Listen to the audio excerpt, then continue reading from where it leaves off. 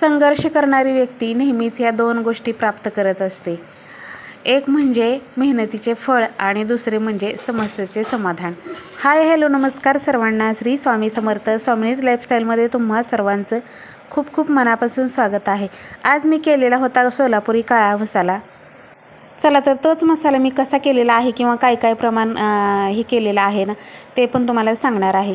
त्या व्हिडिओच्या डिस्क्रिप्शन बॉक्समध्ये मी सगळे प्रमाण तुम्हाला टोटली 1 किलोचे मिरचीचे प्रमाण जे आहे ना 1 किलो मिरचीसाठी किती मसाला घ्यायचा हे सगळं मी डिटेलमध्ये लिहिलेलं आहे. पण तरीसुद्धा मी तोंडी सांगेन. पण तर इकडे छान अशा 2 प्रकारच्या मिरच्या घेतल्या होत्या. मिरच्याची उन्हामध्येच देठ काढली आणि छान अशा कडकडीत मिरच्या वाळवून घेतलेल्या आहेत. आता मिरचीचे रेट जे आहेत ते 250 260 असे चालू आहेत. आणि हे जे आपले मसाले आहेत ना तर हे सगळे मसाले घेतलेले आहेत. त्यात मला करायचं होतं 2 किलोचं काळं तिखट. आता आमच्याकडं काळं तिखट म्हणतात, कोणाकडे काय म्हणतात, कोणाकडे काय म्हणतात, पण आमच्याकडं स्पेशली सोलापूर जिल्ह्यामध्ये हे प्रसिद्ध असं सोलापुरी काळं तिखट आहे. तर ह्या काळ्या तिखटासाठी बेडगी मिरचीची काहीच गरज नाही. 2 प्रकारच्या मिरच्या आहेत घेतलेल्या. आपल्या सोलापुरी लवंगी मिरची घेतलेली आहे आणि दुसरी कुठली ह्यांनी आणलेली त्या मिरचीचं काही मला नाव माहीत नाही, पण बेडगी मिरची नाही आहे ही. म्हणजे बेडगी मिरची कसं कलर येण्यासाठी असते, पण ह्या कलरच्या नाहीत. ह्या दोन्ही मिरच्या तिखटवाल्याच आहेत. ऑलरेडी ह्या मिरच्या इतक्या लाल आहेत ना त्यामुळे त्याच्यासाठी वेगळा कलर येण्याची मिरची टाकण्याची काहीच गरज नाही. आणि नेहमी कधीच मी अशा 2 प्रकारच्या मिरच्या आणते, पण बेडगी मिरची कधीच नसते ह्याच्यामध्ये. साध्याच दोन्ही प्रकारच्या मिरच्या असतात. पण आता सध्या मिरच्यांचे रेट एवढे आहेत की म्हणजे 250 260 असे रेट आहेत. हे आता आमच्याकडे तर ह्या रेटने मिळाले. तुमच्याकडे काय रेट आहे तो कमेंट करून सांगा नक्कीच. तर इकडे मसाला बनवायचा होता. मसाला तर मी दरवेळेस मीच भाजते, पण यावेळेस माझ्याकडे ज्या ताई होत्या ना तर त्या ताई म्हटल्या की मी सगळी तयारी तुम्ही करून द्या, मी मसाला भाजते. तर तयारी तर काय सगळी ऑलरेडी केलेलीच होती. सगळे मसाले आणले होते ना ते सगळी मिरच्याबरोबरच मी सगळ्या मसाल्यांना ऊन देऊन ठेवलं होतं. आता काय काय मसाले ह्याच्यातले तळणीचे असतात, काय काय थोडंसं तेल टाकून भाजतात आणि काय काय अख्खेच तळून घेतात आणि काय काय थोडेसे कच्चे पण टाकतात. तर असं काहीच असतं. शहाजिरं आणि दालचिनी हे दोन्ही आहे ना मिरचीबरोबर कच्चंच टाकलं जातं. बाकीचे मसाले थोडं थोडं तेल टाकून भाजले जातात. जसं की हे आपलं धने थोडेसे तेल टाकून भाजायचे, तीळ थोडेसे तेल टाकूनच भाजायचे, मोहरी, त्यानंतर बाकीचे जे बेसिक मसाले आहेत ना ते सगळे थोडंसं तेल टाकूनच भाजायचे. त्यानंतर खोबरं, कांदा भरपूर थोडंसं तेल टाकून, हळकुंड, ती मोठी लवंग वगैरे हे सगळं आहे ना असं तेलामध्ये थोडं हे करायचं आणि हळकुंड, सुंठ, खोबरं आणि कांदा हे तेल टाकून तळायचं. तर असे हे सगळे मसाले असतात. आता जे भाजायचे मसाले होते ना तर ते अगोदर भाजून घेतले. धने, तीळ, मोहरी, काय म्हणतात मोठी विलायची, चक्रीफूल, त्रिफळा हे जे आहेत ना हे सगळे भाजून घेतले थोडं तेल टाकून. त्यानंतर तळणीचे पदार्थ होते. कांदा, खोबरं, हळद, सुंठ हे तळून घ्यायचं असतं. तर ते हे करून घेतले.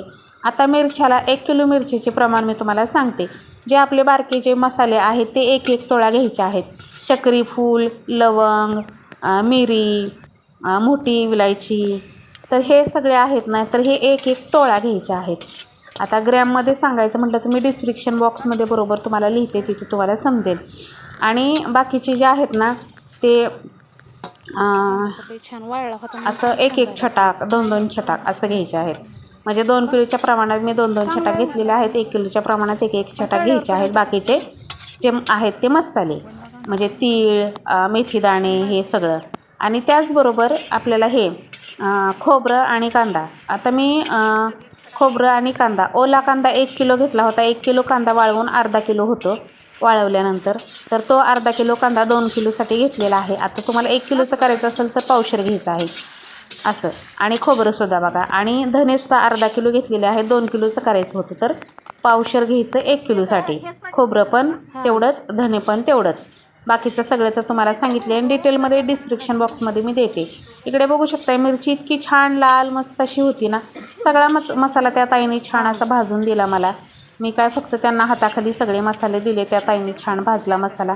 जसं मी माझ्या पद्धतीने भाजते ना तशीच त्यांचीसुद्धा भाजण्याची पद्धत होती. वेगळं काहीच नव्हतं. पण त्यांना असं वाटलं की ह्यांना चुलीवर येते का नाही असं. त्या माझ्याकडं आहेत ना येतात मदतीला मला तर त्या ताई. तर त्यांना असं वाटलं की ह्यांना चुलीवर जमतं आहे नाही जमतं आहे, त्यामुळे त्या म्हणल्या की मी भाजते. त्यांना म्हणलं होतं मला चुलीची सवय आहे, मी बऱ्याच प्रकार जे आहेत ते चुलीवर करत असते, काही हरकत नाही, मी भाजते. पण त्यांनी ऐकलंच नाही. त्यांनी छान असं मला सगळा मसाला भाजून दिला मसाला भाजून झाल्यानंतर खोबरं वेगळंच न्यायचं, कांदा वेगळा न्यायचा, मिरची वेगळी न्यायची आणि बाकीचे सगळे मसाले मिक्स करायचे, म्हणजे दळायला नेताना ज्यावेळेस आपण कांडतो ना त्यावेळेस. आणि मिरचीमध्ये जी असते ती ही दालचिनी आणि शहाजिरे ही मिरचीमध्ये टाकायची पुडी बांधून. तर त्याबरोबर मग ते कांडताना ते काय काय कुठले कुठले मसाले कसे मिक्स करायचे हे ते करून देतात. तर असं असतं. मी 4 वाजता सगळा मसाला भाजून घेतला होता आणि 4 ते मला 1.5 तास मसाला भाजण्यासाठी गेला. 5:30पर्यंत आम्ही मसाला भाजला. त्यानंतर हा सगळा मसाला थंड होऊ दिला आणि ह्या पाटीमध्ये सगळा मसाला प्लॅस्टिकच्या कॅरीबॅगमध्ये बांधून ठेवला. दुसऱ्या दिवशी सकाळी मी दळायला नेणार होते, कारण त्या दिवशी संध्याकाळीच न्यायचा. तर मला घरात स्वयंपाक पाणी सगळं करायचं असतं. मावशीच्या तिकडे नेऊन ठेवायचा होता. समर्थला जा म्हटलं तर तो काही गेला नाही. आता माझ्या मावशीचा जो आहे, चुलत मावशी माझी इथंच राहते, तिच्याकडे डंक आहे. तर तिनेच मला हा मसाला करून मिक्स वगैरे करून दिलेला आहे. मी घरी आणल्यानंतर अशीच त्या पाटीतला मसाला फक्त डब्यामध्ये भरला आहे. मिक्स वगैरे सगळं छान ती करून देते, त्यामुळे मला असं वेगळं काही करायची गरज लागत नाही. आता बऱ्याचशा ताईंच्या कमेंट आल्या, ताई की तुमचं तेल जास्त झालं आहे का किंवा तेल. तर तेल माझं काही जास्त झालेलं नाही. ह्याच पद्धतीने मी तेल टाकत असते मसाल्यामध्ये. असं जर मसाल्यामध्ये तेल टाकलं ह्या पद्धतीनं, ह्या प्रमाणात, तर मसाल्यामध्ये गाठी कधीच होत नाहीत. मसाला शेवटपर्यंत तसाच राहतो. भाजी पण तशीच कलरची शेवटपर्यंत राहतो, संपेपर्यंत मसाला.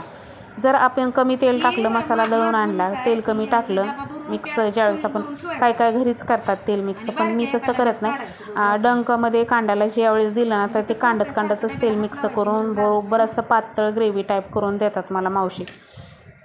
तर त्याच प्रमाणात मी तेल पण तीच टाकत असते. मी फक्त घरून देत असते तेल. आणि मसाला आहे ना शेवटपर्यंत असा हलतो बघा, इतकं तेलाचा मसाला तसाच राहतो. कधीही मसाल्यामधलं हे संपत नाही, म्हणजे असं तेल संपत नाही, शेवटपर्यंत तसाच राहतो आणि खराब तर अजिबात होत नाही. लोणचं म्हणा, मसाला म्हणा, तर ह्याच पद्धतीनं बनवायचा कधीही. आणि बरेच जण म्हणतात की तेल जास्त होतं, मग तेलाने काहीच होत नाही मसाल्याला. उलटं तेलाने शेवटपर्यंत कलर तसाच टिकून राहतो आणि आपण भाजी करत असताना दुसरा कुठलाच मसाला टाकायची गरज लागत नाही, इतका छान हा मसाला होतो. तर हा आमचा घरगुती सोलापुरी काळं तिखट आम्ही अशाच पद्धतीने करतो. माझी आई पण ह्याच पद्धतीने करते. आमचे जेवढे नातेवाईक आहेत तेवढे सगळे ह्याच पद्धतीने करतात. आता तेलाचं कसं कोणाला आवडतं कोणाला नाही, त्यामुळे कमी जास्त ते टाकतात. पण मी आहे ना, मागच्या वेळेस जरी तुम्ही व्हिडिओ पाहिला असेल तर माझं तिखट सेम असंच होतं, कोरडं अजिबात नव्हतं. कोरडं जर आपण तिखट बनवून ठेवलं, कुठल्याही भरणीमध्ये कुठल्याही डब्यामध्ये ठेवा, तिखट भरून ठेवलं तर त्याच्या गाठी तयार होतात. त्यामुळे मसाला ज्यावेळेस आपण भाजीत टाकतो ना, तर त्याला फोडून टाकावं लागतं. तर असं होतं. त्यामुळे अशा जर प्रकारे तुम्ही केलं ना, तर कधीच गाठी होत नाहीत. नेहमी पातळ राहतो मसाला. आणि डब्बा जर आपण हलवला ना, तर ते सगळं असं डब हलतं. इतका छान माझा मस्त मसाला झालेला आहे, ग्रेव्ही टाईप. आणि मला कमेंट आली होती की तुम्ही जे मसाल्याचं प्रमाण तुमच्या पद्धतीने मला मसाला करायचा आहे, तर त्याचे प्रमाण सांगा. तर त्याचे प्रमाण सगळे मी टोटली डिटेलमध्ये आपलं डिस्क्रिप्शन बॉक्समध्ये लिहिलेलं आहे, तिथे तुम्ही चेक करा. आणि जे तुम्हाला पाहिजेत ना, ते सगळं बरोबर त्याच हिशोबाने लिहिलेलं आहे, त्याच पद्धतीनं. तर नक्की तुम्ही तो मसाला हे करा, तशा पद्धतीनं करून पहा. आणि बघू शकता माझा मसाला कसा हलतोय. आता हा हलतोय मसाला इतका छान झाला आहे. आता मी नेहमी काय करत असते, 2 भांड्यामध्ये मसाला काढते. जो आपला मेन डब्बा आहे ना, तर त्या डब्यामध्ये सगळा मसाला भरून घ्यायचा. आणि हा छोटा डब्बा जो आहे तो माझा नेहमीच्या मसाल्याचा असतो, म्हणजे रोजच्या वापरण्यातला. कसं जे साठवणीचं असतात ना वस्तू, त्याच्यातनं रोज त्याला हात लावायला जायचं नाही.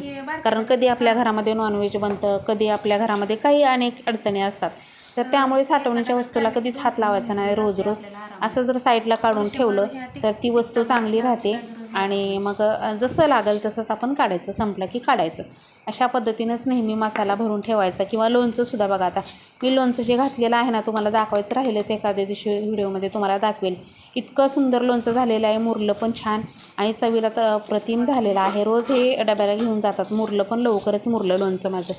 तर अशा पद्धतीनं लोणचं आणि मसाला मी दोन्ही तुमच्याशी रेसिपी शेअर केलेल्या आहेत. लोणच्याची सुद्धा पाहिली नसेल तर नक्कीच तुम्ही व्हिडिओ चेक करा. लोणच्याचा सुद्धा डिटेलमध्ये व्हिडिओ. आणखीन एक गोष्ट, मला एका ताईची कमेंट आली होती की ताई तुम्ही काचेच्या भरणीमध्ये मसाला ठेवत जा, छान राहतो. तर मला पण माहिती आहे काचेच्या भरणीमध्ये खूप छान मसाला राहतो. पण मला कसं होतं, मी काचेच्या भरण्या आणलेल्या आहेत लोणच्यासाठी 2. मला वाटलं होतं तिखटासाठी सुद्धा आणावी, पण ते हाताळायला खूप नाजूक भांडं असतं. आणि मला काचेची भांडी मला थोडीशी टिकतच नाहीत, म्हणायला काय हरकत नाही. कारण कसं होतं, मला आहे ना असं म्हणजे माझ्यासारखं काय गोष्टी हातातनं निष्ठल्या जातात. राहतात. कपसुद्धा कपाच्या दांड्या अजिबात राहत नाहीत. ह्याच वर्षामध्ये माझे कप फुटलेले नाहीत, नाहीतर आहे ना कप सारखं फुटतात माझ्याकडून. त्यामुळे काचेच्या वस्तू जरा मला हाताळायला भीतीच वाटते. त्यामुळे मी काचेची किती भांडी आहेत पण वापरायला अजिबात काय काढलेली नाही. आणि मसाल्याचं मग मला तसंच तर माझं नेहमी आहे ना, तुम्हाला खरं सांगते ताईंनो, माझा ह्या स्टीलचा डबा जो आहे ना तो खास मसाल्याचाच आहे. त्याच्यातच माझा नेहमीचा दरवर्षी मसाला असतो. गेल्या वर्षीसुद्धा मी स्टीलच्या डब्यात किंवा एवन पहिल्यापासून मी स्टीलच्या डब्यातच मसाला ठेवते. चिनी मातीच्या किंवा काचेच्या भरण्यात चांगल्या पण असतात, टिकतात पण मसाला हे बरोबर आहे. पण हाताळायला नाजूक असल्यामुळे मी ठेवत नाही. मी स्टीलच्याच भांड्यात बरं पडतं मला. लोणचं मात्र मी चिनी मातीची भरणी आणायला गेले होते, पण मला तिथं चिनी मातीची भरणी जी आहे ना लोणच्याच्या तेवढ्या प्रमाणात मला मिळाली नाही. त्यामुळे मी काचेच्या भरण्या नाविलाजास्त आणल्या होत्या. पण चांगल्या आहेत, पण लोणचं हलवताना खूप भीती वाटते हातातनं निष्ठती का काय म्हणून. त्यामुळे इतकं नाजूक हाताळावं लागतं ना त्याला, घाई गडबडीत अजिबात होत नाही. आता मी जे मसाला केलेला होता ना तो भरून ठेवला आणि तुम्ही कलर बघू शकता किती सुंदर कलर आलेला आहे मसाल्याला. असा कलर आता ह्याची भाजीसुद्धा मी करून दाखवणार आहे एखाद्या दिवशी. तर मस्त असा आपला मसाला जो दोन्ही डब्यामध्ये भरून झालेला आहे, साठवणीचा वेगळा आणि रोजच्या वापरण्यातला वेगळा.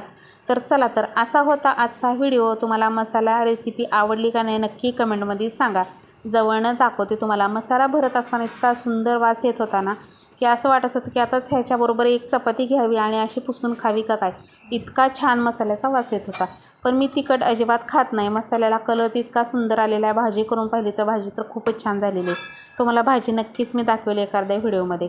आता हे सगळं जे आहे ते तुम्हाला दाखवण्यासाठी मी तुम्हाला जवळनं दाखवलं. आता हे सगळं भरून ठेवते. आणि आजचा व्हिडिओ तुम्हाला कसा वाटला